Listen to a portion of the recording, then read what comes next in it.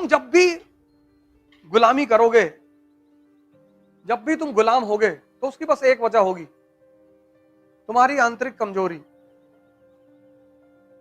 दुनिया में एक जानवर है जिसको आज तक पाला नहीं जा सका। एक जानवर है जिसको आज तक पाला नहीं जा सका, जिसको आज तक पट्टा नहीं पहनाया जा सका, और वो है भेड़िया।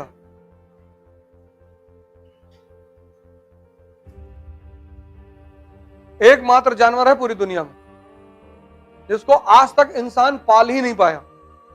क्योंकि अगर तुम भेड़िए के बच्चे को उठा लाए तो वो उस इलाके को तबाह कर देंगे। बड़ा गजब का सोशल संगठन है उनका। भेड़ियों में स्त्री को लेकर कभी लड़ाई ही नहीं होती।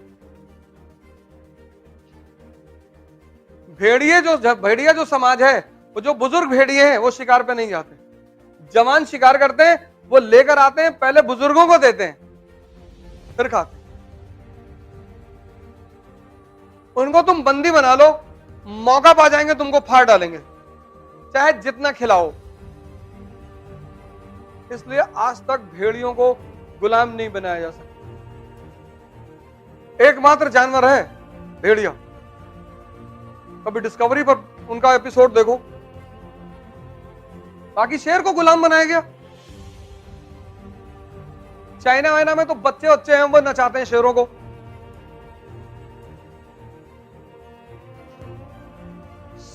ताकत कहां है? अपने अंदर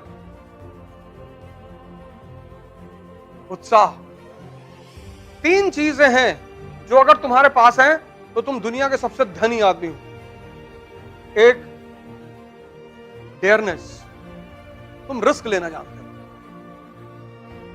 98% लोग डर मरे हुए हैं। भैया मान लीजिए आईएएस की तैयारी करें और नहीं हुआ तो एमएलए का चुनाव लड़ जाना। अरे ऐसे थोड़े होता है भैया।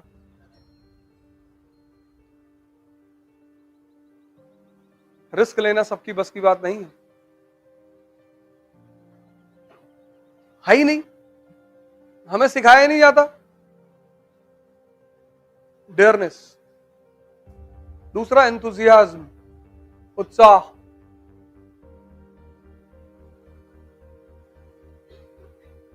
अगर ये चीजें बाजार में बिकती तो अमीर हमेशा अमीर ही होते। वो इस पे मोनोपोली कर लेते और सिर्फ अपने बच्चों को खिलाते एक टेबलेट, ये ले उत्साह का टेबलेट खा ले। डेयरनेस, एंथुजियाज्म और कॉन्फिडेंस, करेंगे तो हम ही।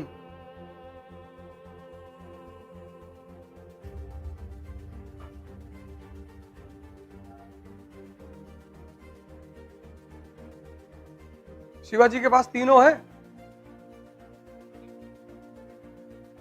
औरंगजेब को पानी पिला दिया। पैसा नहीं है, पैसा दूसरों का लूट लिया उन्होंने। अहमदनगर, गोलकुंडा, बीजापुर, इनसे ले लिया पैसा। समझदारी कितनी बड़ी है। राजपूतों की तरह बिहेव नहीं किया उन्होंने, प्राण जाए पर वचन न जाए। अरे प्राण कैसे चला जाएगा? जो गलती राजपूतों ने की वो शिवाजी ने नहीं की। अफजल खान से मिलने गए, उसने कहा कोई हथियार लेके नहीं आएगा, बोला बिल्कुल। फिर उसने बदतमीजी की, डाल के घुमा दिए तुरंत।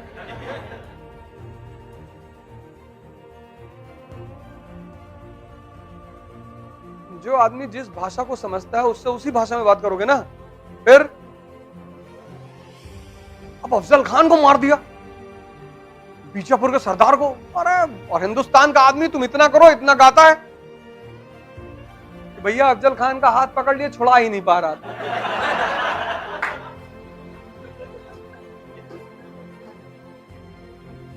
और पैर पकड़ लिया कि शिवा भाई अब नहीं करेंगे। और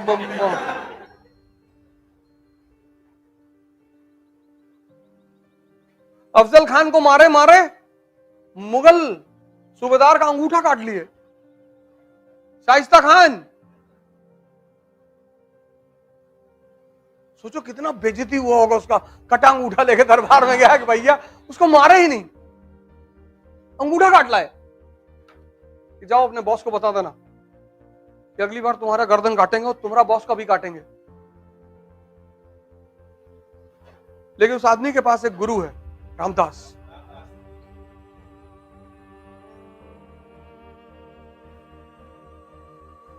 जीतना इसलिए जरूरी होता है कि जीत से एक बहुत बड़ी चीज का जो संबंध है, उत्साह का। और जो हार के उत्साहित है वो तो भगवान है, उसको तो तुम हरा ही नहीं सकते। इसलिए मिडिल क्लास का आदमी बहुत परेशान होता है। मिडिल क्लास के आदमी को इज्जत का इतना डर रहता है जैसे लगता है कि मुगल बादशाह के घर के हैं। मिडिल क्लास का जो लड़का है उसके ऊपर इतनी चीजें थोपता उसका परिवार। तो देखो, नाक मत कटाना, अरे कान कटवा लो।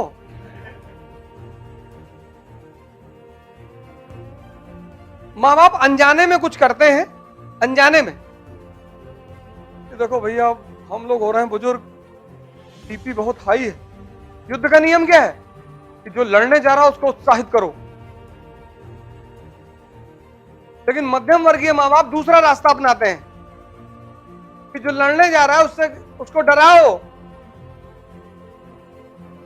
मध्यम वर्गीय जो परिवार है, मिडिल क्लास, वो सोचता है कि अगर अपने बच्चों को हम मजबूरी दिखाएंगे तो ये और पढ़ेंगे। वो ये गलत सोचता है। एक बात युद्ध का नियम याद रखना, जब कल तुम्हारे बच्चे लड़ने जाएंगे आज से 10 साल बाद, तो उनसे कहना, अबे कोई बात नहीं, तुम फेल हो जाओ तो तुमको मर्सिडीज खरीद के देंगे। तो सोचेगा यार ये पागल है, मेरा बाप जो है कह रहा है कि तुम 4 अटेम्प्ट आईएएस दो, अगर तुम्हारा नहीं हुआ तो मर्सिडीज की चाबी हमसे ले आओ। खुलकर खेलेगा वो। क्योंकि सबसे समाज तो वैसे ही डिप्रेस कर रहा है। समाज तो वैसे ही डिप्रेस कर रहा है, अगर परिवार भी करेगा तब। इसलिए जिनके मां बाप नहीं रहे, परिवार नहीं रहे, उन्होंने बड़े कांड किए जीवन में। ऐसे बड़े, अब जैसे भगवान कृष्ण है, मां बाप जेल में, नहीं तो इंजीनियर बना देते, मैकेनिकल इंजीनियर, इंजीनियरिंग करके। कोई जानता उनको?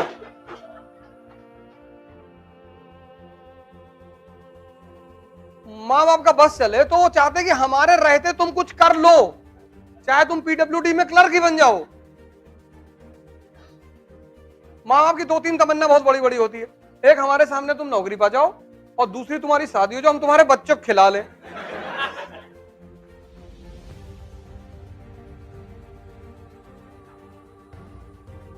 हिंदुस्तान में एक शब्द है, तपस्या, बहुत प्यारा शब्द। अगर तुम ये शब्द समझ गए, हिंदुस्तान में शब्दों का ही तो खेल है। इसमें एक वर्ड है तप। किसी भी चीज के रूप को अगर बदलना है, हीट देना पड़ेगा। पेन को अगर बदलना है ना, इसको हीट देना पड़ेगा, गलाना पड़ेगा। इसको गलाने के बाद ही तुम कोई नया रूप दे सकते हो।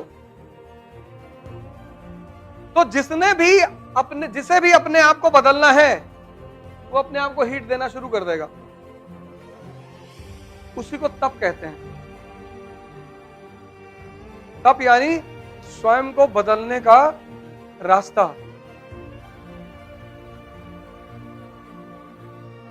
कोई भी चीज तुम्हें अगर पानी है, कोई भी,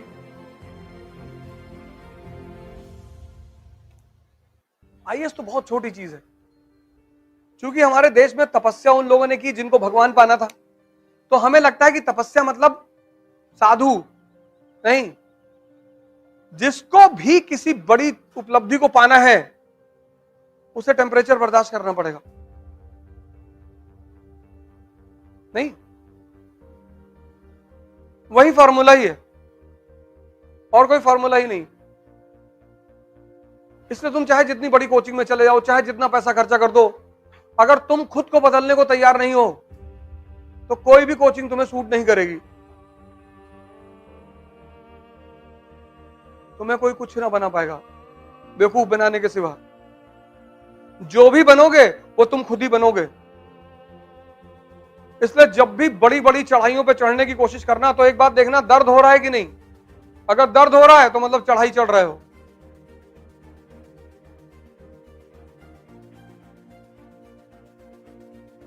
तुमको अपने आप को बदलना होगा।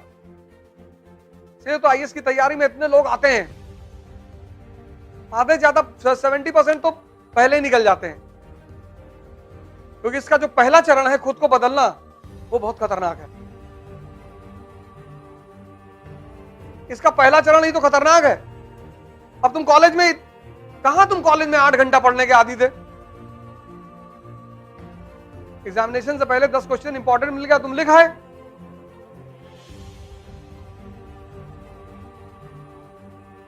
उसके बाद या तो तुम घर की राजनीति कर रहे हो, या मोहल्ले की, और या गांव की, और कोई नहीं मिला तो प्रदेश की।